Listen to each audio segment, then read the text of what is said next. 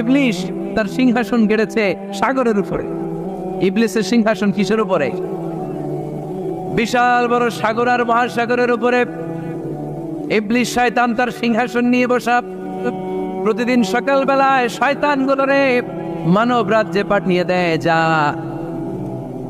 তোরা মানব রাজ্যে চলে যা, যে মানুষকে ওয়াসওয়াসা দেয়, ওয়াসওয়াসা দিয়ে খারাপ কাজ করা। সারাদিন খারাপ কাজ করার পরে কি কি ওয়াসওয়াসা দিল, কি কি খারাপ কাজ মানুষের মধ্যে ঘটালো, সন্ধ্যাবেলায় সব শয়তানে সেই ইবলিসকে বয়ান শোনায়। সন্ধ্যাবেলায় শয়তানগুলো এসে বলে, আমি এক লোককে দিয়ে মিথ্যা কথা বলিয়েছি। আরেক শয়তান বলে, আমি নামাজ কাজা করিয়েছি এক আল্লাহর বান্দাকে দিয়ে। আরেকজন বলে, আমি ওজনে কম দিয়েছি।